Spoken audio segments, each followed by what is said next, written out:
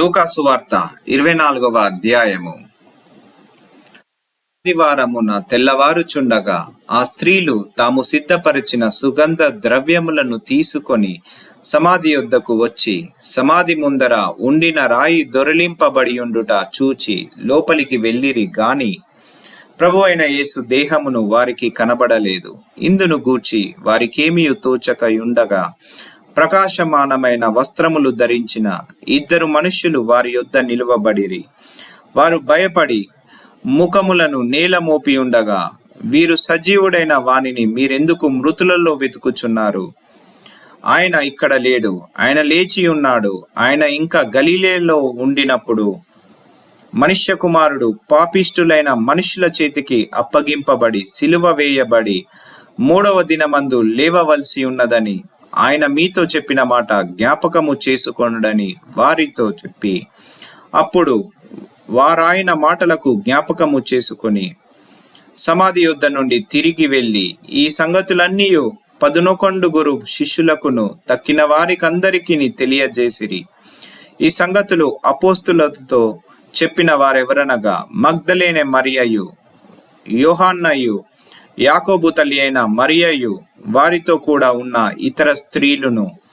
అయితే వారి మాటలు వీరి దృష్టికి వెర్రి మాటలుగా కనబడెను గనుక వీరు వారి మాటలు నమ్మలేదు. అయితే పేతురు లేచి సమాధి యొద్దకు పరిగెత్తుకొని పోయి వంగి చూడగా నారబట్టలు మాత్రము విడిగా కనబడెను. అతడు జరిగిన దానిని గూర్చి ఆశ్చర్యపడుచు ఇంటికి వెళ్ళెను. ఇదిగో, ఆ దినమందు వారిలో ఇద్దరు యెరూషలేమునకు ఆమడ దూరమున ఉన్న ఎమ్మాయి అను ఒక గ్రామమునకు వెళ్ళుచు జరిగిన సంగతులన్నిటిని గూర్చి ఒకరితోనొకరు సంభాషించుచుండిరి. వారు సంభాషించుచు ఆలోచించుకొనుచుండగా యేసు తానే దగ్గరికి వచ్చి వారితో కూడా నడిచెను.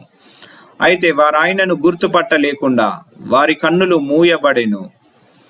ఆయన, మీరు నడుచుచు ఒకరితో ఒకరు చెప్పుకొనుచున్న ఈ మాటలేమని అడగగా వారు దుఃఖముఖులై నిలిచిరి. వారిలో క్లోయిప అనువాడు యెరూషలేములో బస చేయుచుండి ఈ దినములలో అక్కడ జరిగిన సంగతులు నీవొకడవే ఎరుగువా అని ఆయనను అడిగెను. ఆయన అవి ఏవని వారిని అడిగినప్పుడు వారు నజరేయుడైన యేసును గూర్చిన సంగతులే. ఆయన దేవుని ఎదుటను ప్రజలందరి ఎదుటను క్రియలోను వాక్యములోను శక్తిగల ప్రవక్తయ్యుండును. మన ప్రధాన యాజకులను అధికారులను ఆయనను ఎలాగూ మరణ శిక్షకు అప్పగించి సిల్వ వేయించిరో నీకు తెలియదా? ఇజ్రాయేలును విమోచింపబోవువాడు ఈయనే అని మేము నిరీక్షించి ఉంటిమి. ఇదిగాక ఈ సంగతులు జరిగి నేటికి 3 దినములాయెను. అయితే మాలో కొందరు స్త్రీలు తెల్లవారగానే సమాధి యొద్దకు వెళ్ళి ఆయన దేహమును కానుక వచ్చి, కొందరు దేవదూతలు తమకు కనబడి ఆయన బ్రతికి ఉన్నాడని చెప్పిరని మాతో చెప్పి మాకు విస్మయము కలగజేసిరి. మాతో కూడా ఉన్న వారిలో కొందరు సమాధి యొద్దకు వెళ్ళి ఆ స్త్రీలు చెప్పినట్టు కనుగొనిరి గాని ఆయనను చూడలేదని ఆయనతో చెప్పిరి. అందుకైన అవివేకులారా, ప్రవక్తలు చెప్పిన మాటలన్నింటినీ నమ్మని మందమతులారా, క్రీస్తు ఇలాగు శ్రమపడి తన మహిమలో ప్రవేశించుట అగత్యము కాదా అని వారితో చెప్పి, మోషేయు సమస్త ప్రవక్తలను మొదలుకొని లేఖనములన్నింటిలో తన్ను గూర్చిన వచనముల భావము వారికి తెలిపెను. ఇంతలో తాము వెళ్ళుచున్న గ్రామము దగ్గరకు వచ్చినప్పుడు ఆయన ఇంకా కొంత దూరము వెళ్ళునట్లు అగ్గుపడగా, వారు సాయంకాలము వచ్చినది ప్రొద్దుగుంకినది, మాతో కూడా ఉండుమని చెప్పి ఆయనను బలవంతము చేసిరి గనుక ఆయన వారితో కూడా ఉండుటకు లోపలికి వెళ్ళెను.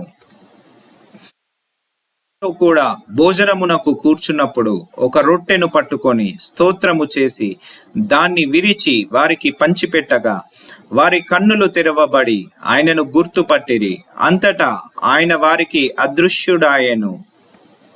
అప్పుడు వారు ఆయన త్రోవలో మనతో మాటలాడుచు లేఖనములను మనకు బోధపరుచుచున్నప్పుడు మన హృదయము మనలో మండుచుండలేదా అని ఒకనితో ఒకడు చెప్పుకొనిరి. ఆ గడియలోనే వారు లేచి యెరూషలేమునకు తిరిగి వెళ్ళగా 11 శిష్యులను వారితో కూడా ఉన్న వారును కూడి వచ్చి, ప్రభువు నిజంగా లేచి సీమోనునకు కనబడెనని చెప్పుకొనుచుండిరి. వారది విని త్రోవలో జరిగిన సంగతులను, ఆయన రొట్టె విరుచుట వలన తమకెలాగూ తెలియబడెనో అదియు తెలియజేసిరి. వారు ఇలాగ మాటలాడుచుండగా ఆయన వారి మధ్యను నిలిచి, మీకు సమాధానమవుగాకని వారితో అనెను. అయితే వారు దిగులుపడి భయాక్రాంతులై భూతము తమకు కనబడెనని తలంచిరి. అప్పుడాయన, మీరెందుకు కలవరపడుచున్నారు? మీ హృదయములో సందేహములు పుట్టనేలా?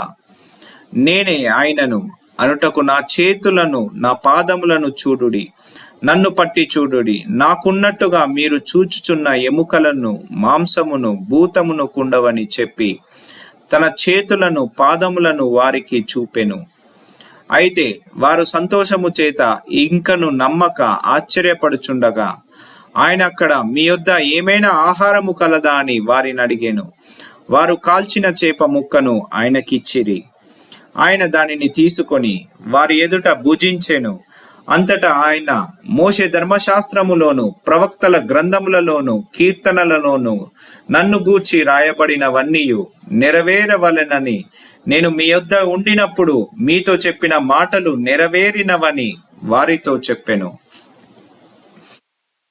లేఖనములు గ్రహించున్నట్లుగా ఆయన వారి మనస్సును తెరిచి, క్రీస్తు శ్రమపడి 3వ దినమున మృతులలో నుండి లేచుననియు, యెరూషలేము మొదలుకొని సమస్త జనములలో ఆయన పేరిట మారు మనస్సును పాపక్షమాపణయు ప్రకటింపబడుననియు రాయబడి ఉన్నది. ఈ సంగతులకు మీరే సాక్షులు. ఇదిగో, నా తండ్రి వాగ్దానము చేసినది మీ మీదికి పంపుచున్నాను. మీరు పైనుండి శక్తి పొందు వరకు పట్టణములో నిలిచి ఉండుడని వారితో చెప్పెను. ఆయన బెతనీయ వరకు వారిని తీసుకొని పోయి చేతులెత్తి వారిని ఆశీర్వదించెను. వారిని ఆశీర్వదించుచుండగా ఆయన వారిలో నుండి ప్రత్యేకింపబడి పరలోకమునకు ఆరోహణుడాయను. వారు ఆయనకు నమస్కారము చేసి మహానందముతో యెరూషలేమునకు తిరిగి వెళ్ళి ఎడతెగక దేవాలయములో ఉండి దేవుణ్ణి స్తోత్రము చేయుచుండిరి.